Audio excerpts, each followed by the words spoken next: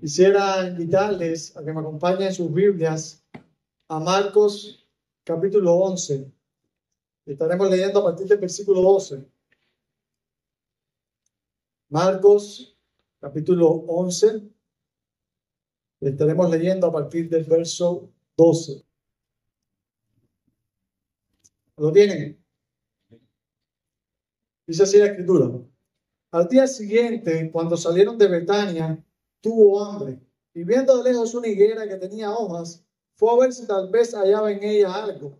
Pero cuando llegó a ella, nada halló sino hojas, pues no era tiempo de higos. Entonces Jesús dijo a la higuera: nunca jamás coma nadie fruto de ti. Y lo oyeron sus discípulos. Vinieron pues a Jerusalén, entrando Jesús en el templo, comenzó a echar fuera a los que vendían y compraban en el templo, y volcó la mesa de los cambistas y la silla de los que vendían palomas, y no consentía que nadie atravesase el templo llevando utensilio alguno. Y les enseñaba diciendo: ¿no está escrito, mi casa será llamada casa de oración para todas las generaciones? Mas vosotros la habéis hecho cueva de ladrones. Y lo oyeron los escribas y los principales sacerdotes y buscaban cómo matarle, porque le tenían miedo, por cuanto todo el pueblo estaba admirado de su doctrina. Pero al llegar la noche, Jesús salió de la ciudad. Y pasando por la mañana, vieron que la higuera se había secado desde la raíz. Entonces Pedro, acordándose, le dijo: Maestro, mira, la higuera que me dijiste se ha secado. Respondiendo Jesús les dijo: tened fe en Dios. Porque de cierto os digo que cualquiera que dijera a este monte, quítate y échate en el mar, y no dudare en su corazón, si no creyere que será hecho lo que dice, lo que diga, le será hecho. Por tanto, os digo que todo lo que pidiereis orando, creed que lo recibiréis y os vendrá. Y cuando estéis orando, perdonad si tenéis algo contra alguno, para que vuestro Padre que está en los cielos os perdone a vosotros vuestras ofensas. Porque si vosotros no perdonáis, tampoco vuestro Padre que está en los cielos os perdonará vuestras ofensas. Vamos a orar. Soberano Señor, gracias por la oportunidad que nos das de con nuestras voces, Señor, alabar tu nombre. Ahora te pedimos que tu nombre también sea adorado a través de la predicación de tu palabra. Habla a tu iglesia, que tu gloria sea vista, que tu pueblo sea edificado, Señor, para la honra de tu nombre. Oramos a ti en el nombre de Jesús. Amén. Hace ya un tiempo, mi esposa me enseñó una foto y unos videos de una iglesia muy bien conocida por nosotros dos. Al ver aquellas imágenes, experimenté una gran tristeza.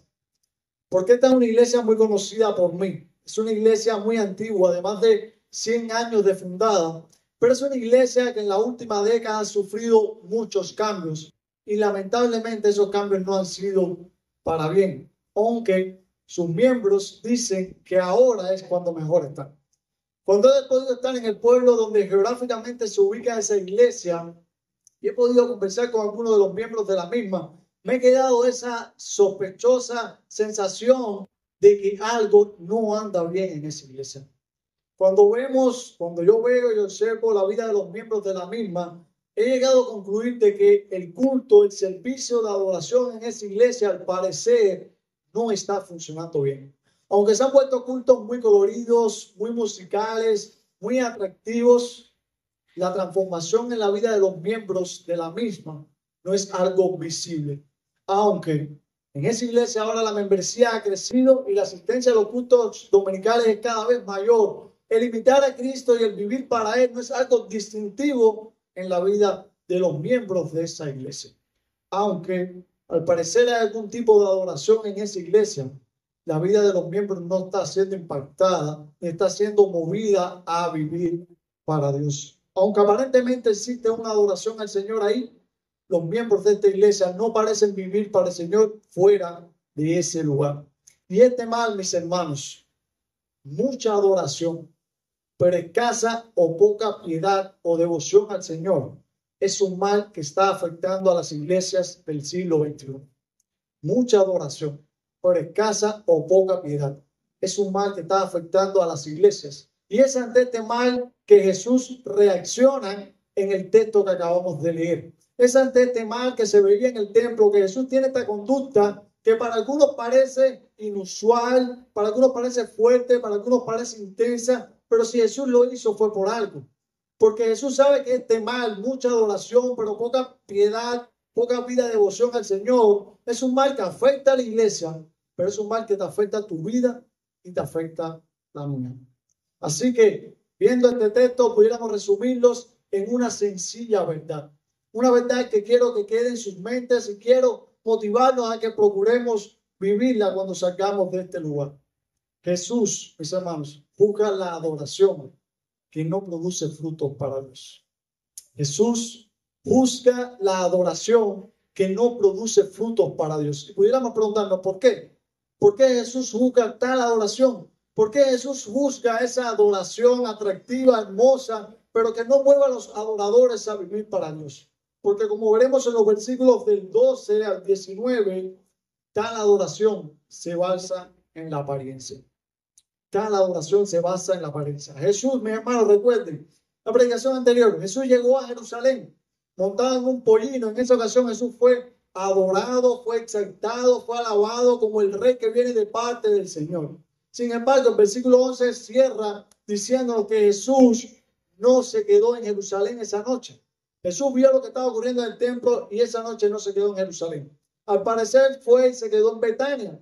Y al otro día regresa de Betania hacia Jerusalén. Y la distancia que es de Betania a Jerusalén se recorre caminando en unos 45 minutos. Así que es una buena distancia. En ese momento, dice el pasaje, que Jesús tuvo hambre. ¿Y se acercó a qué? Se acercó a una higuera que había a la orilla del camino. En ese momento, cuando Jesús llega, la higuera está muy llena de hojas. ¿Y qué pasa? Jesús descubre que la higuera no tenía frutos. Así que Jesús maldice este árbol. Y esta actitud ha sido catalogada por muchos como un acto caprichoso o injusto de parte del Señor. Muchos han llegado a catalogar a Jesús por esta sola actitud como un líder caprichoso, alguien que se deja llevar por las emociones, alguien que se deja llevar por sus deseos. Pero mis hermanos, esta higuera no era algo muy diferente a las higueras en aquel tiempo, pero sí iba a ser algo diferente para los discípulos de Jesús. Esta higuera, mis hermanos, que Jesús maldijo, no la maldijo por un capricho ni por enojo. Jesús lo hizo para convertirla en una ilustración visible a los ojos de sus discípulos. La higuera que está delante de Jesús se iba a convertir en una ilustración visible de la condición de Israel y de sus líderes y de su adoración en el templo. Este pretencioso pero infructuoso árbol era un símbolo, era un emblema de la condición espiritual y de la adoración de Israel en el templo. Lamentablemente, en esto se había convertido Israel. Israel y todos sus líderes aparentaban una gran espiritualidad, una gran devoción a Dios, pero al final iban a demostrar que todo era una farsa, que su adoración estaba cubierta de apariencia, de hipocresía y que no producía frutos para Dios. Y tal aparente e infructuosa adoración se hizo claramente visible cuando Jesús llegó al templo. Cuando Jesús llegó al templo, ¿qué pasó? Dice la Escritura que Jesús arremetió contra las personas que estaban allí en el templo y comenzó a volcar las mesas de los que vendían, de los que cambiaban monedas. Jesús comenzó a tener una actitud poco común, pero si Jesús lo hizo por una sencilla razón. Mis hermanos, quiero ubicarlos en contexto para que tengan una idea. Esta es la semana de la Pascua, lo que nosotros conocemos como el Domingo de Ramos, lo que les sale en sus calendarios como Domingo de Ramos, fue la entrada triunfal de Jesús en Jerusalén. Esa es la semana de la Pascua. En Jerusalén la población se triplicaba en ese día. Según el historiador Josefo, en una de esas semanas se vendieron 250,000 corderos para el holocausto. ¿Se imaginan esto? 250,000 personas subiendo al templo de Jerusalén a adorar a Dios. Toda esa multitud estaba ascendiendo hacia Jerusalén, yendo al templo, y en medio de esa multitud Jesús tiene la conducta que acabamos de leer. Jesús arremetió contra los que vendían y compraban en el templo. Y esto debió ser impresionante. ¿Por qué? Porque Jesús nunca había actuado así. El templo, mis hermanos, se había convertido en un centro comercial. El lugar para adorar a Dios se había convertido en un centro comercial, en una cuevita, en el puente 100, para poderlo traer a nuestro contexto. Y Jesús, que bien sabía que ese era el lugar para adorar a Dios, no pudo actuar de otra manera. Según los historiadores, el sumo sacerdote Caifás y algunos líderes religiosos habían determinado tomar el atrio de los gentiles, que era un espacio muy grande dentro del templo, para poder ahí usar ese lugar de venta de animales y de cambio de monedas para los que venían a adorar. Como en esa fecha, en esa semana, venían muchas personas de diferentes lugares y de muy lejanos lugares. Era más fácil moverse con el dinero en la mano que no cargar una oveja para llevarla a la ofrendar en el templo. Así que la gente traía el dinero en la mano y compraba en ese lugar el animal que iba a usar para el sacrificio. Y esto parecía una opción prudente, una opción que beneficiaba a las personas que venían a adorar. Pero Jesús consideró esa conducta y lo que habían hecho del atrio de los gentiles como algo imprudente. Es por eso que Jesús arremete contra aquel lugar, porque habían convertido el lugar de adoración de los gentiles en un centro comercial. El sumo sacerdote sacaba una gran ganancia de eso. Los que cambiaban también sacaban ganancia. Fíjense en el versículo 15, que al final dice que Jesús volcó la silla de los que vendían palomas. Mis hermanos, la paloma era el animal más barato. Era el animal que compraban la mayoría de los pobres para el sacrificio. Y en aquellos días, la paloma se vendía 4 veces del precio común. Era un abuso lo que estaba ocurriendo en aquel lugar. Así que Jesús, mirando aquella corrupción, mirando que el lugar escogido para que los extranjeros adoraran a Dios, actuó de la manera que lo vemos. Y Jesús entonces toma esa oportunidad para enseñar a la vez. Y dice el versículo 17, no está escrito, mi casa será llamada casa de oración para todas las naciones, mas vosotros la habéis hecho una cueva ¿de qué? De ladrones. Así era la corrupción en el templo. Se percibía por el Señor Jesús como aquel quien conoce la verdadera adoración, como un lugar de corrupción, una cueva de ladrones. Y Jesús, cuando cita esta palabra, une 2 textos del Antiguo Testamento. Uno se encuentra en Isaías capítulo 56. Y ese texto es hermoso, porque en ese pasaje los extranjeros, los que no eran gentiles, las personas que no eran nacidos en Israel, decían que Dios no se iba a acercar a ellos, que Dios no iba a tener comunión con ellos, que Dios se iba a separar de ellos porque ellos no eran judíos. Pero Dios les dice a través del profeta Isaías, si ustedes me sirven, si ustedes me siguen y si ustedes me aman, le dice Dios a los gentiles, a los extranjeros, yo les tomaré en mis brazos y les llevaré a mi santo templo y les pondré en ese lugar y recibiré sus holocaustos y sus ofrendas, porque mi casa es una casa de oración para todos los pueblos. Pero en los días de Jesús, el atrio de los gentiles se había convertido en un centro comercial. Se había estorbado la adoración por parte de los gentiles en ese lugar. El bullicio, la aglomeración de personas, el que algunos hayan tomado ese lugar como un atajo de un lugar a otro, no permitía que los gentiles adoraran a Dios en ese lugar. Y por tanto, era imposible ver frutos en los gentiles, ver los frutos de la adoración de los gentiles. Es decir, era imposible ver que los gentiles pudieran tener comunión con Dios. Era imposible que los gentiles en ese atrio cantaran los salmos. Era imposible para los gentiles escuchar las enseñanzas de la ley. Era imposible para los gentiles tener un espacio para orar a Dios. ¿Por qué? Porque ese atrio se había convertido en un centro comercial. La adoración que acontecía en el templo en los días de Jesús era infructuosa porque no movía a los gentiles a producir frutos para Dios. Es decir, no permitía que los gentiles tuvieran una mayor entrega y devoción por el Señor. En otras palabras, lo que estaba ocurriendo en el atrio de los gentiles, dentro del templo, estorbaba la adoración de los extranjeros a Dios. Y desdichadamente, y podemos decirlo así, es lo que está ocurriendo en muchos cultos hoy. Desdichadamente, en muchos lugares donde se está ofreciendo una adoración a Dios, lo que se está haciendo es estorbar a aquellos que vienen con un corazón sincero a adorar a Dios. Muchos están asistiendo a diferentes lugares donde se dice que se adora a Dios, pero ellos no están siendo movidos, no están siendo impactados, no están siendo incitados a vivir para Dios. La verdadera adoración, mis hermanos, la verdadera adoración, la que no se basa en la apariencia, Es la adoración cuyos cánticos están saturados de la verdad de la palabra y cuya predicación se centra en el evangelio e impacta la vida del pecador e incita al creyente a vivir cada día para Dios. Por eso quisiera preguntar, ¿están siendo nuestros cultos dominicales una oportunidad para adorar a Dios por parte de todos aquellos que vienen y asisten a esta iglesia? ¿O son nuestros cultos dominicales un mero entretenimiento? ¿Están siendo nuestros cultos de oración pública un espacio donde tanto los miembros como las personas que vienen de diferentes lugares pueden escuchar el evangelio y ser instruidas en la verdad de la palabra para salir de aquí motivados a vivir para Dios?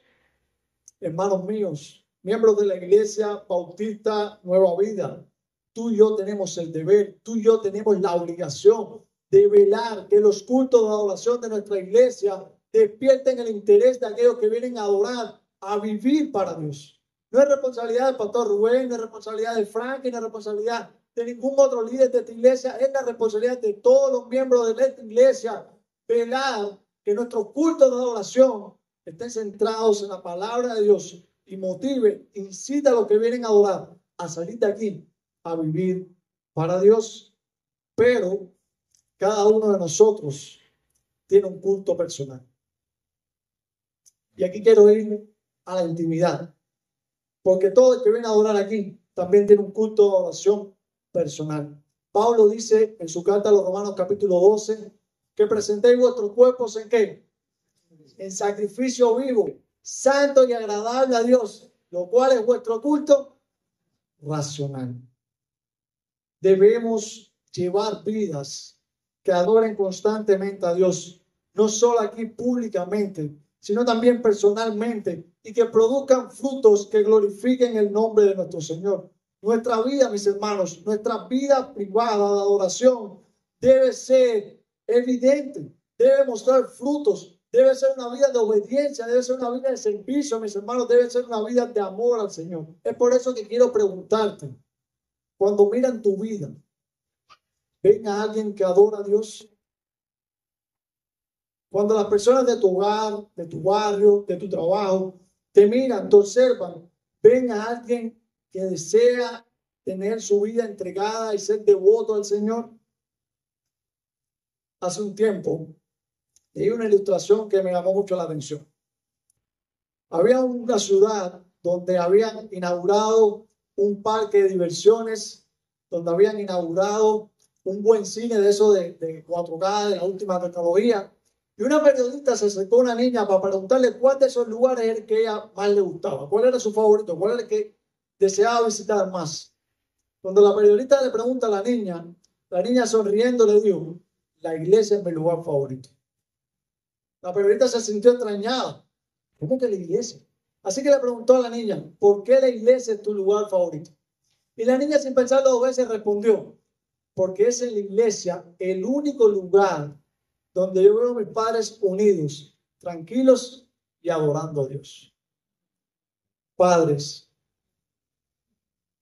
cuando tus hijos te miran fuera de este local, ven en ti a alguien que vive para adorar a Dios.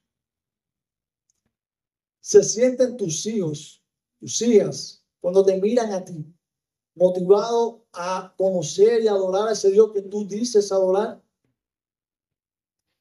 Esposos, líderes del hogar, ustedes que son cabeza de sus familias, cuando los que están bajo tu techo te ven vivir a alguien que vive, para que la redundancia, para adorar a Dios. Esposas, ya sea en tu hogar o en tu trabajo, cuando los que te ven vivir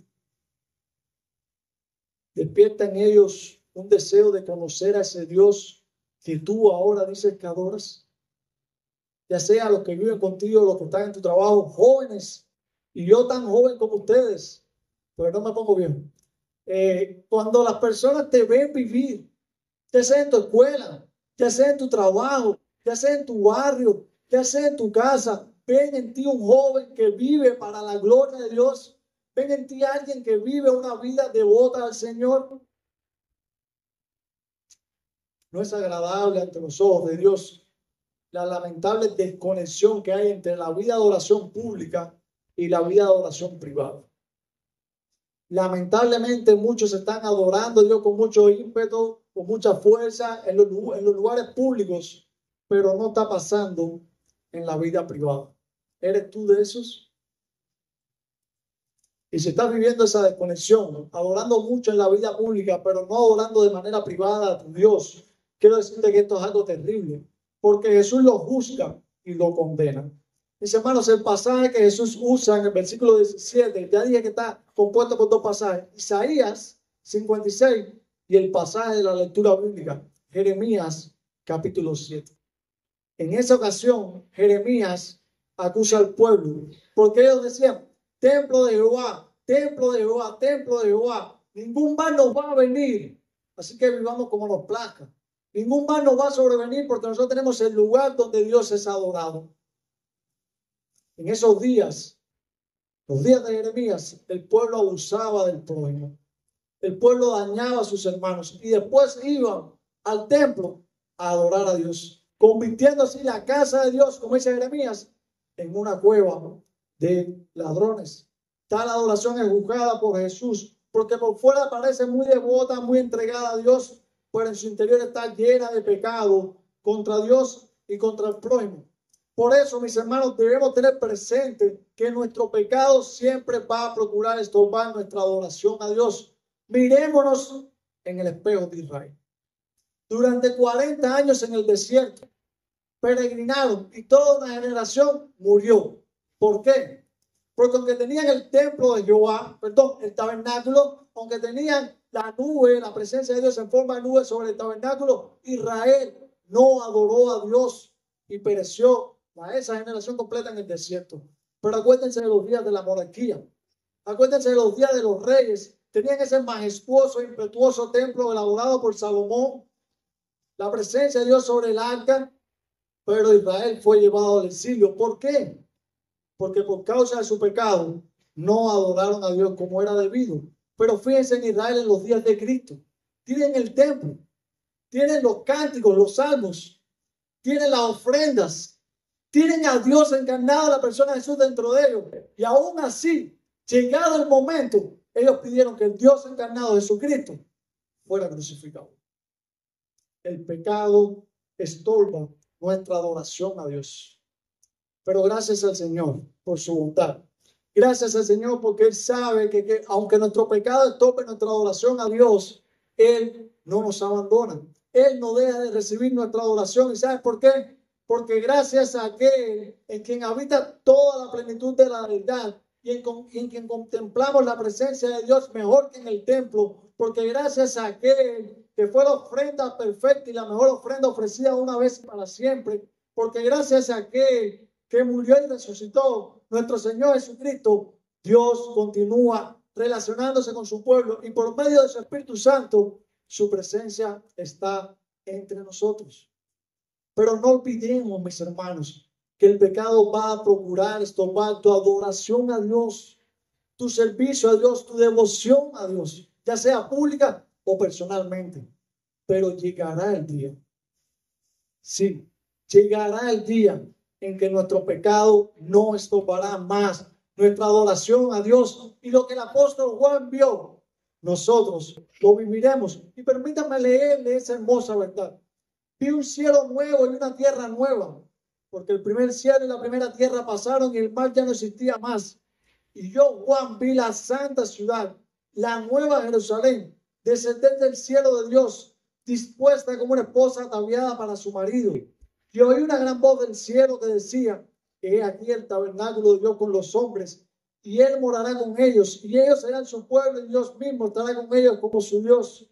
Enjugará Dios toda lágrima de los ojos de ellos, y ya no habrá más muerte, ni habrá más llanto, ni clamor, ni dolor, porque las primeras cosas pasaron. En aquel día, mis hermanos, el cual tú y yo como creyentes, el cual tú y yo como pueblo de Dios añoramos, tú y yo estaremos en la presencia del Señor. Él habitará entre nosotros como nuestro Dios y nuestro pecado ya no estorbará más nuestra adoración y nuestra adoración será eterna y sin impedimentos. Pero mientras estamos sobre esta tierra, debemos, mis hermanos, procurar adorar a Dios con un corazón sincero y puro. De nada te vale levantarte. De nada te vale alzar tus manos mientras cantamos. De nada te vale tomar notas mientras se predica. De nada te vale aplaudir al ritmo de la última canción con que se cierra el culto de adoración. Si tu corazón, por causa de tu pecado, está lejos de Dios. En una ocasión el Señor le dijo al pueblo: este pueblo de labios me honra, mas su corazón está lejos de mí. ¿Es esta acusación aplicable a nuestras vidas hoy? ¿Puede el Señor decir eso de ti o de mí? ¿Puede el Señor decir eso de nuestra iglesia? Mis hermanos, que esa acusación nunca sea visible en nuestras vidas. Que el Señor nunca pueda decir de nosotros: tú me honras de labios, pero tu corazón está lejos de mí. Que el Señor nunca pueda decir de esta iglesia: ustedes me adoran con diferentes instrumentos, con canciones hermosas, pero su corazón no está dedicado a mí. Recuerden, mis hermanos, nadie está exento de este problema. Por muchos años que llegues viniendo a este lugar, por muchos años que lleves en el cristianismo, tú puedes estar corriendo el riesgo de practicar una adoración de apariencia, es decir, tener muchas hojas y no tener ningún fruto. Es por eso que este es el tiempo de examinar nuestras vidas. Es por eso que este es el tiempo de mirar a mi corazón y decirme: ¿soy yo un verdadero adorador? ¿Soy yo alguien que de corazón y mis labios también lo expresan vivo para Dios? Este es el momento de examinar nuestras vidas, porque la adoración que se basa en la apariencia será juzgada por el Señor, y su juicio no es nada bueno. Jesús juzga, mis hermanos, la apariencia que no produce frutos. Esa adoración aparente que no produce frutos, Jesús la juzga, porque esa adoración hace daño a ti, hace daño a mí, hace daño a la iglesia. Pero también, como veremos en los versículos del 20 al 26, Jesús juzga la adoración que no se basa en la fe. Al otro día, mis hermanos, Jesús regresó a Jerusalén y regresaron por el mismo camino. Dice el pasaje que los discípulos, ¿qué pasó? Se dieron cuenta de lo que había acontecido con la higuera. Se dieron cuenta que la higuera se había secado. Marcos nos da un detalle extraordinario. Dice que la higuera se secó desde la raíz. Es decir, era un árbol inservible. Era un árbol que para lo único que servía era para ser cortado y echado en el fuego. La higuera infructuosa y ahora seca ilustraba a Israel y su falta de frutos en su adoración a Dios. Aunque ellos tenían el templo, aunque tenían a Dios dentro de ellos en la persona de Jesús, nunca dieron frutos para Dios. Nunca. El templo había perdido entonces su funcionalidad. Si ese era el lugar para adorar a Dios, ¿por qué no se adoraba a Jesús en ese lugar? El templo había perdido su función. Ese era el lugar donde los adoradores iban para tener mayor comunión con Dios, para fortalecer su fe a través de la enseñanza de la ley, para disfrutar de la paz y la tranquilidad, para poder adorar y orar a Dios.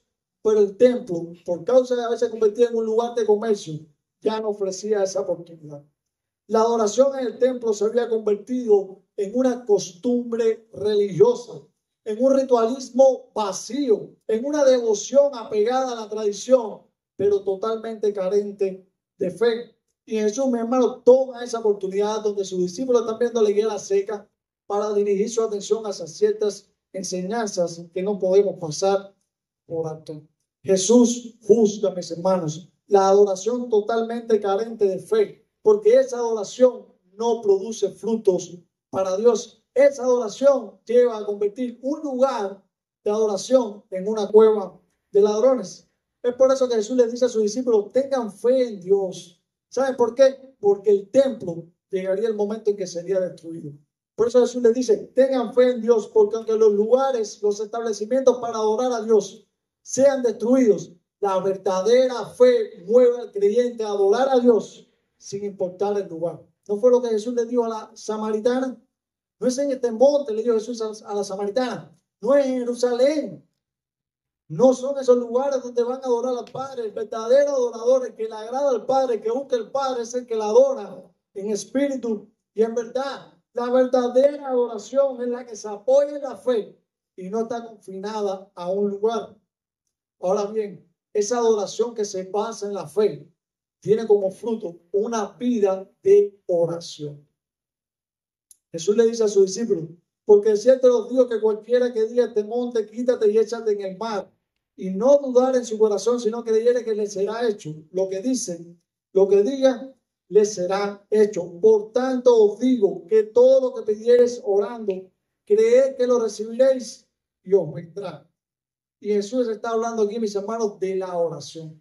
La verdadera adoración al Señor basada en la fe se evidencia a través de una vida de oración. La adoración apoyada en la fe, cultivada a través de la oración, es fecunda, es productiva, produce frutos para Dios. Mis hermanos, Jesús vino a morir en la cruz para que tú y yo, como verdaderos adoradores, tengamos acceso a la presencia de Dios a través de la oración. Jesús vino a morir, Jesús murió, resucitó y ascendió a la presencia de Dios para hoy hacer de mediador entre Dios y nosotros.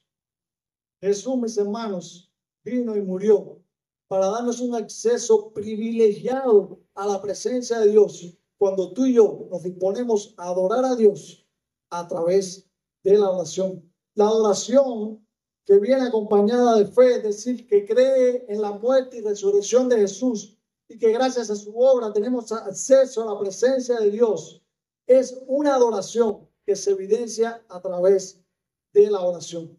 Es por eso que Jesús le dice a sus discípulos, tengan fe, miren ese monte enorme. Y Jesús lo que está haciendo aquí es citando un proverbio judío que decía que si tú tienes fe, tú puedes tomar un gran monte y lanzarlo al mar. Y lo que los judíos tenían como idea con este proverbio es que por muy grandes que sean los obstáculos en tu vida de devoción y adoración a Dios, si tú tienes fe, que sea pequeña, tú podrás vencer esos obstáculos para vivir para Dios. Es por eso que Jesús le dice, tengan fe, porque su fe en Dios les va a llevar a quitar todos los obstáculos que le impidan su adoración al Señor. Pero mis hermanos, en el versículo 25 se ve otro fruto de lo que es una adoración basada en la fe. Y Jesús dice, cuando estén orando, si tienes algo contra tu prójimo, contra tu hermano, contra tu amigo, contra tu familiar, ese alguno puede incluir a todas esas personas, dice que lo perdones, para que también vuestro Padre que está en los cielos perdone vuestras ofensas. La adoración a Dios que se basa en la fe de manera pública o privada te lleva a tratar con sinceridad a tus hermanos. Hace ya unos años hice una pequeña encuesta, dos pequeñas encuestas, perdón, donde le preguntaba a un grupo de creyentes de diferentes denominaciones cómo ellos adoraban a Dios a través de la lectura diaria de la Biblia. Y les di varias opciones, 15 minutos, media hora, 45 minutos, una hora. ¿Cómo ustedes adoraban a Dios? Les decía yo, a través de la lectura diaria de la Biblia. Inmediatamente todos escribieron la respuesta. Después de eso, les hice otra encuesta y les pregunté cómo ustedes adoran a Dios a través de la oración diaria. Y les di 5 minutos, 10 minutos, les di 15 minutos y todos ellos, mis hermanos, no respondieron. Aún hoy, después de varios años, no he recibido una respuesta de ellos en esa encuesta.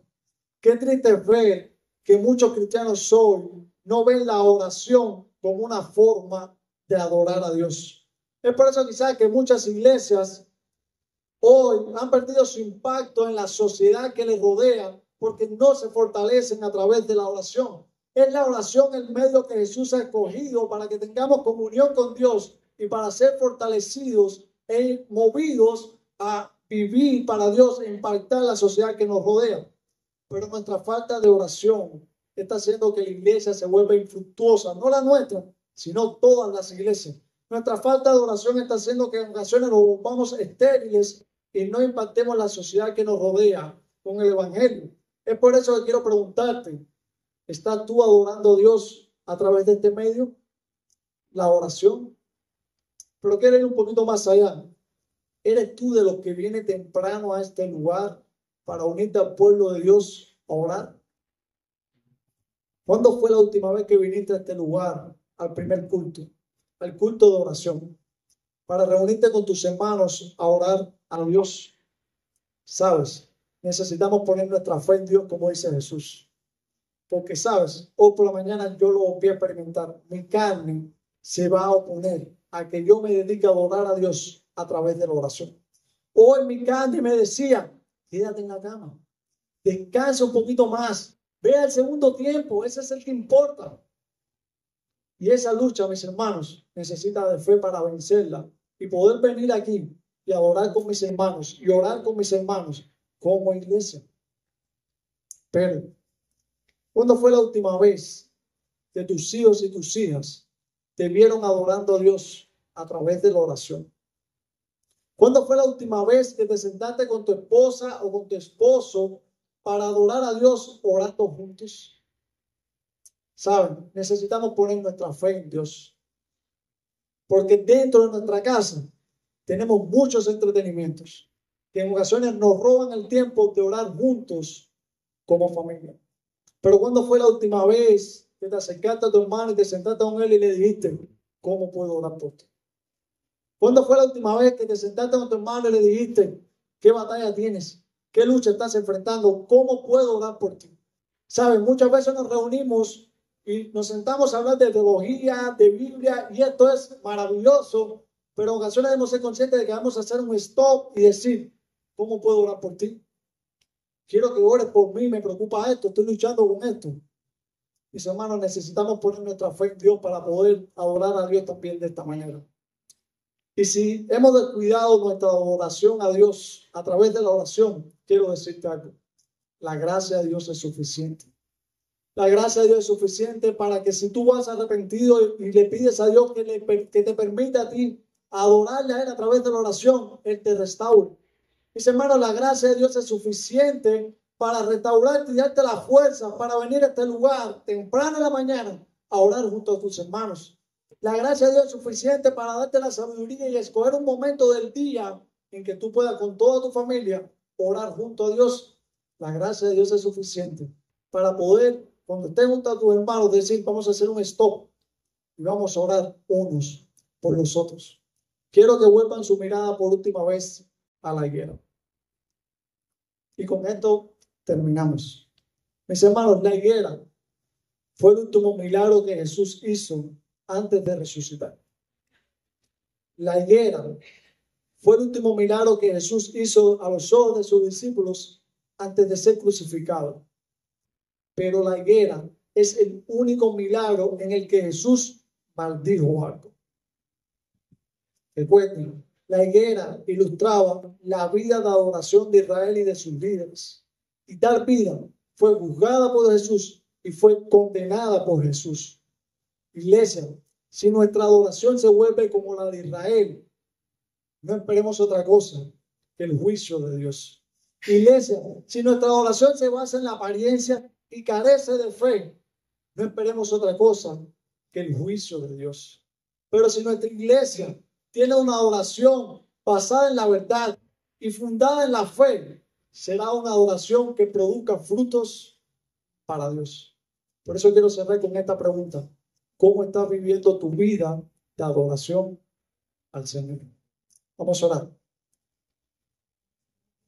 Padre, perdónanos cuando hemos llegado a entender que tú nos has llamado a ser un pueblo santo, a ser un pueblo de sacerdotes que te adoren a ti constantemente. Señor, perdónanos cuando hemos perdido de vista la realidad de que aquellos que hemos sido salvados por Cristo estaremos en tu presencia adorándote para siempre. Te ruego, Señor, que de manera personal y como iglesia, tú nos motives a vivir una vida de adoración, una vida de oración, una vida de devoción a ti, Señor, una vida que glorifique tu nombre y produzca frutos para el bien de mis hermanos, para el bien de la comunidad y para la gloria de tu nombre. Oramos a ti en el nombre de Jesús. Amén.